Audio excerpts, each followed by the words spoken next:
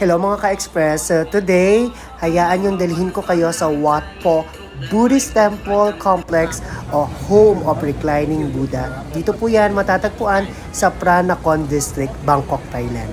Upon entering po, makikita ninyo yung mga monk po natin. Binabasa yung mga pumapasok ng kanilang mga holy water. Tapos meron din silang libreng binibigay na bracelet po na gawa po nila. Sa swerte raw po yan at inuwi ko yan dito sa Pilipinas. Pagpasok nyo po sa pinaka main temple, bawal po magsuot ng anumang mga tsinelas, dapat po nakayapak ka lang. Pero huwag kang mag-alala, may binibigay naman po silang mga bag kung saan pwede mong ilagay ang iyong mga pangyapak. At eto na nga guys, nasa screen na ninyo, no?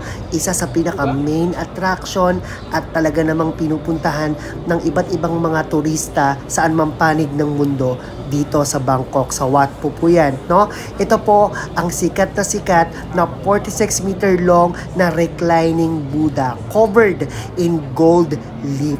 Nabuo po ito o natagpuan noong 16th century sa panahon po ni King Rama I. Talagang nakakamangha po itong reclining Buddha na ito. Napakalaki, isang dambuhalang Buddha na talaga namang pag nakita mo kumikinang sa kintab.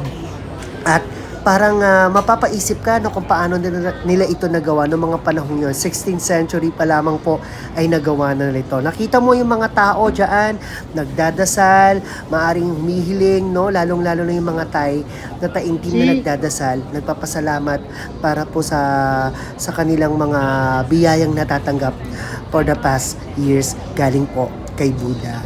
Nakakatuwa pong isipin na tayo po mismo no ay nakarating diyan. Sa pangalawang pagkakataon ko po makapunta at makatungtong sa Thailand, nagkaroon po akong tsansang mapuntahan po ang Wat Po. Dati po kasi nung unang pong pagkakataon hindi po ako nakapasok diyan sa sobrang daming taong pumunta at sa haba ng pila.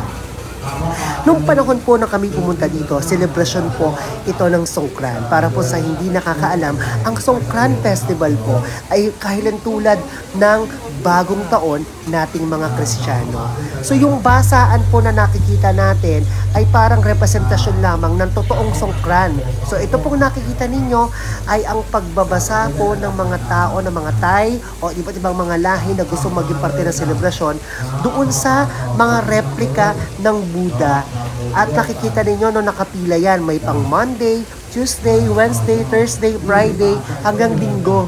Nakakatawa po no, nalalapit ka dyan, meron kang hawak-hawak yun. Nakikita po ninyong mga yan ay parang mangkok no, na merong lamang tubig. Magbabayad ka ng 10 baht dun sa unahan at ibibigay sa iyo yung mangkok na may tubig na yan.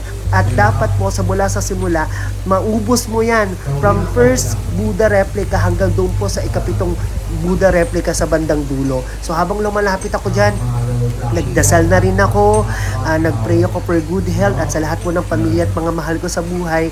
Nakikiisa po tayo, bagamat tayo po'y Kristiyano, nagbibigay galang po tayo sa paniniwala ng ating mga kapatid na Thai at iba pa mga lahi na nananalig po o nasa ilalim po ng relihiyong Budismo. So yan. No, nakakatuwa na iba dyan nagbibigay ng mga alay ng mga coins.